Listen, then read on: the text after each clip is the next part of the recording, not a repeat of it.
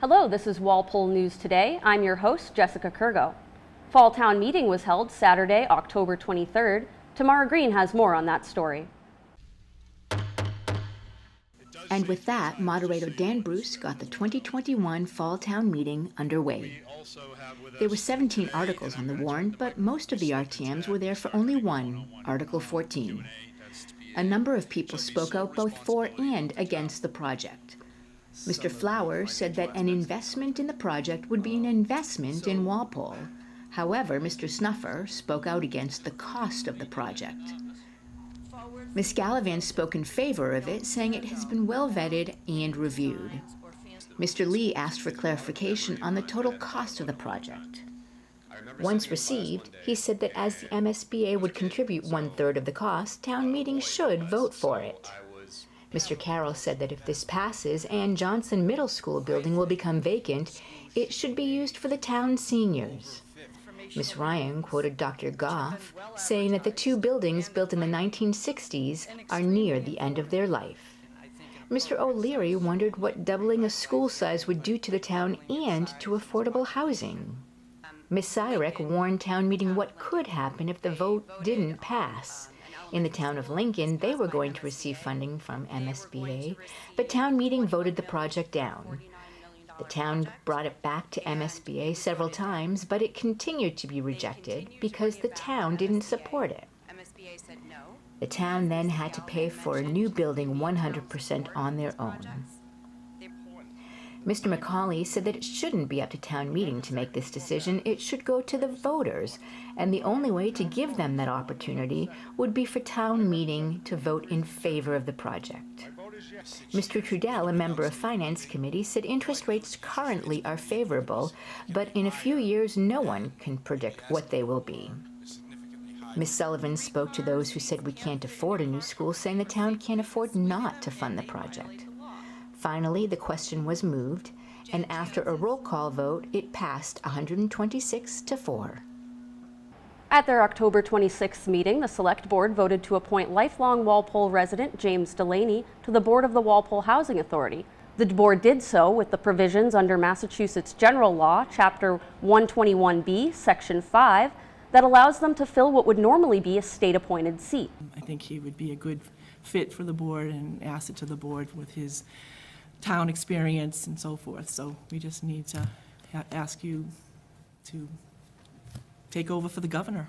I think it's great that they actually allow us to do that now. So it was interesting you included the chapter and verse, so that was good. I'll make a motion to appoint James Delaney to the Walpole Housing Authority under Mass General Law, Chapter 121B, Section 5, to fill the state appointee seat for a term expiring on August 6, 2026. I'll second that. So we have a motion and a second. All in favor, please say aye. Aye. The approval was followed by a slew of updates regarding 2021 capital projects from the Housing Authority's Executive Director, Denise Landry, including repaved driveways and walkways at the Diamond Pond Terrace Senior Housing Development and new heating and hot water systems in the Neponset View Terrace Senior Housing Development. The board later voted to accept the resignation of William Buckley Jr. from the Walpole Recreation Committee.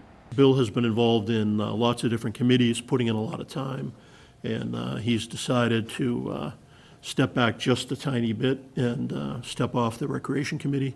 And I'd like to personally thank him for all the time that he's putting. He's done a great job in all his different aspects on Walpole committees. So, Yeah. We'll continue to benefit from Mr. Buckley in other ways. yes, we will. Yep. Community leaders are working to secure grant funding for a multifaceted project proposal that aims to beautify downtown Walpole and support small businesses in the wake of the COVID-19 pandemic. The proposal was submitted to the Massachusetts Department of Housing and Community Development as the culmination of a state-sponsored program that helped communities evaluate areas for improvement both in the private and public sectors of their town centers. Walpole, along with about 125 other communities, applied for this similar program to look into both the impacts of COVID that happen on downtown as well as business districts within communities over the past year. It really was kind of a comprehensive look at both what we can do from the town side as well as what initiatives we can give to our small businesses that they can take advantage of as well. We have a unique opportunity right now because there are some funding sources, and I think the state and even federally, I think it's recognized that communities and businesses need assistance. I'm really excited about the possibility of our downtown businesses receiving that technical assistance. That could be website improvement, website development, a better point of sale system, better social media presence, a better marketing presence, assistance with outdoor dining. And so these kind of changes really can have a transformational effect on a business. Right now, the process would probably be continuing how we typically look for grants. We would go through different means of looking through the state, looking through private options, and seeing what applicable grant opportunities are available. But with this grant in particular, we are hoping that because the town of Walpole took part in this initiative, which is more of a study, it's not so much that we've received funding to actually implement these things now, but because we took part of this study, usually how grants work is that we have hopefully a preference going forward when we apply for grants that we are one of the communities to do the additional work to look into the study. And so it definitely helps when you're applying for grants of that nature to have that backing, that document that shows that not only that you know what you're looking at, but you have a price point, you have a system of how you're going to actually implement that project. So that's going to obviously be very beneficial for us when we go to apply for grants. In addition to that, the town is looking at receiving ARPA funding from the state, which is coming obviously from the federal government, and so that could also be another avenue where we could potentially utilize some of that funding, but that still remains to be seen. Not only does the program obviously look into rapid recovery from the impacts of COVID-19 on our local businesses, but these are initiatives that are going to be beneficial in the long term. And so being able to be proactive and seek out the funding to implement these things sooner rather than later, we can hopefully, it will benefit us in the long run. Just in time for flu season, the Walpole Department of Health partnered with the Council on Aging to conduct 2 flu vaccination clinics, as well as a senior citizen health fair during the month of October. According to Walpole's Public Health Director, Melissa Ranieri, this was the first time the health department had the bandwidth to host a flu vaccination clinic for the senior population without the help of a third-party vaccine provider. Now that we have a public health nurse within the town of Walpole, we're able to privately purchase our vaccine. It's a huge undertaking, so we're very fortunate again to have Trish Fisher as our public health nurse, and we look forward to doing future clinics and having it under our wing. We just live about a mile away, and the scheduling was very easy, and the people in there are great. In fact, I think by my clock it took a total of 5 minutes in and out. I usually come to the clinic in town. They've had it at the high school, a drive-through last year, so. Great, very organized, great directions, nice flow in there, yep. The Recreation Department held its 6th annual Harvest Festival on Saturday, October 2nd at Stone Field. Festival goers enjoyed a variety of inflatable games, food from the Watertown-based business Pete's Push Carts, and a live performance from the local cover band Southbound Train. Normally it's actually called Jarvis Harvest because it takes place down at Jarvis Farm in Walpole. This year we moved it to a larger location to accommodate some of the larger crowds than we anticipated. Awesome, great. And was that because of just the pandemic and everything going on here? Expected? Yeah, so we took a year off because of the pandemic, and we figured a lot of people are going to be antsy to come out, anxious, and have a day with their families. So clearly the crowds came out here and turned up in a large capacity. Destination Downtown hosted its 2nd annual Uncommon Art on the Common on Saturday, October 16th. In addition to bringing the community together to support local artists, the event had multiple fundraisers to help set up lighting in downtown Walpole this holiday season. It's a wonderful fall day where the town comes together and all artists throughout New England come and share their products. It's a beautiful day. We have paintings, we have aprons, we have all types of creations from many artists, and it's just been a beautiful day, and people have been so positive about it, and we've got wonderful music. Entertainment is the best. We also have raffles because in November we're going to be setting up lighting on the common, and all our raffle and our money goes towards putting the lights on the common, and we're looking to add more this year. Each year we look to add a little more. Last year we had it, and it was a really good debut. We had several vendors last year, some music, but with COVID, the pandemic, we really couldn't potentiate the event because people weren't out and about at that point. So this year the turnout is really much more robust. Formed in June of 2019, Destination Downtown is a nonprofit organization that seeks to revitalize downtown Walpole by engaging with local leaders and supporting small businesses. Here's Rick Brown with the latest on Walpole sports. Good day, ladies and gentlemen, boys and girls, and all the ships at sea. My name is Rick Brown, your voice of Walpole High Sports, and I've got a roundup of fall sports activities here at Walpole High. We're fully involved in the MIAA postseason tournaments now, and the Timberwolves are well representative. Leading the way is the Porker field hockey team, unbelievably seeded second in Division I, despite currently being 19-0-0 with just one goal against all season.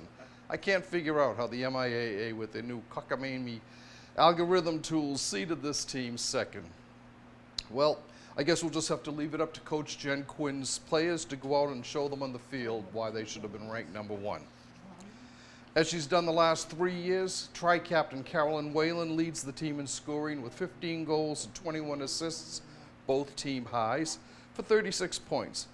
Carolyn led the team in scoring in last year's COVID-shortened season and was second as a sophomore 2 years ago. Fellow senior Elise Scales is runner-up in scoring with 14 goals and a pair of assists for 16 points, just ahead of Lauren Wong with 15 points, Lindsay Jacobs and Jess Tassoni both with 14, and Karen Birch with 10.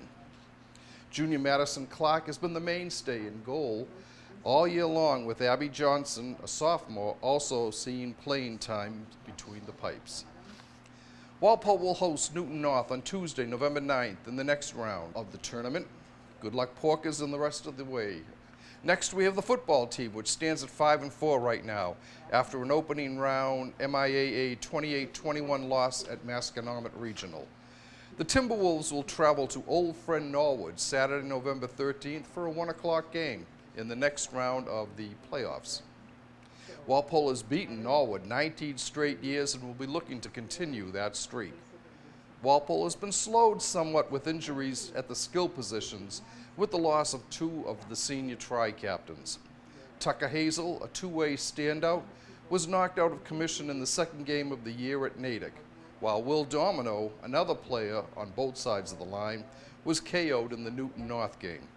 Running back Andrew Falzona Jr. has been a standout, leading the team in scoring with 12 touchdowns for 72 points, good enough for 4th in Division III, a team-high 694 yards rushing on 127 carries, and 85 yards on 12 receptions.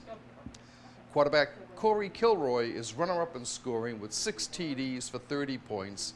He's second in rushing with 386 yards on 82 carries and has completed 73 of 153 passes for 1,004 yards and 9 touchdowns, good enough for 4th in Division III. Place kicker Aiden Feeney has 30 points on 27 PATs and a field goal. Jay McKenzie has added 4 TDs, all on pass receptions.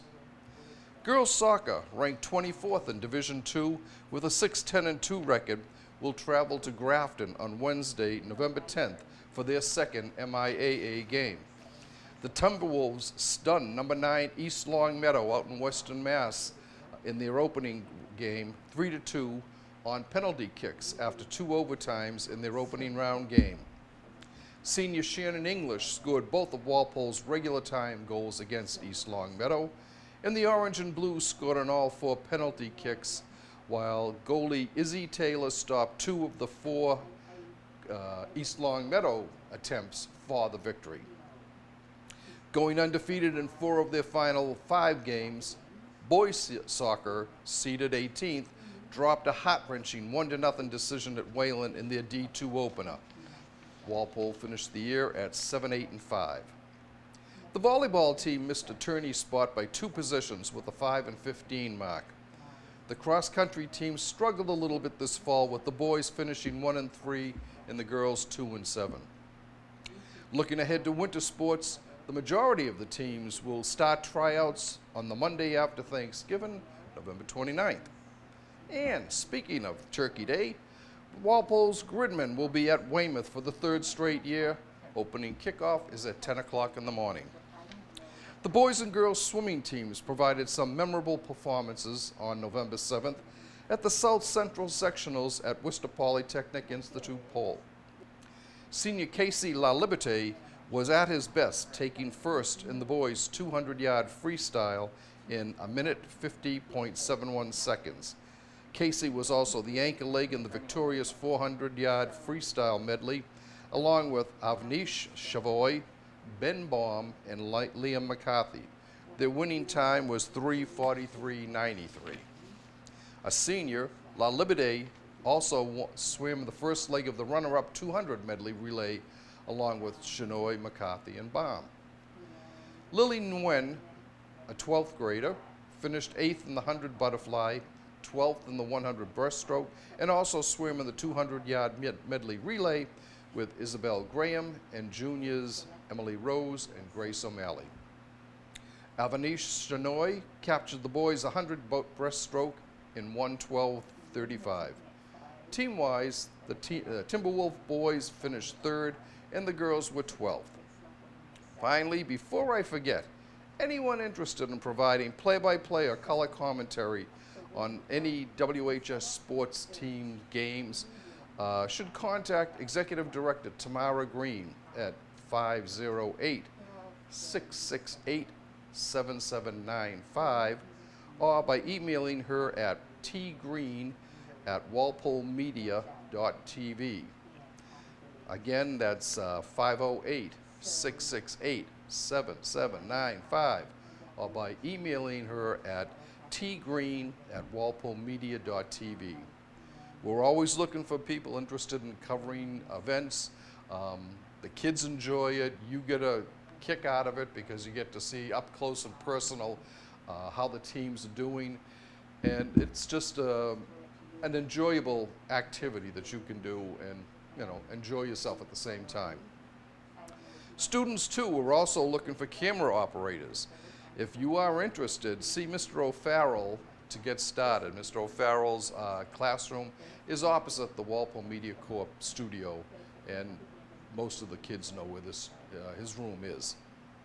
Well, that about covers things for WHS Sports. We hope to see you at the remaining tourney games as well as at winter and spring events. Well, finally, this is Rick Brown, your voice of Walpole High Sports, signing off. You can find more information on all of these stories on Walpole Media's YouTube channel. For Walpole News Today, I'm Jessica Kurgo.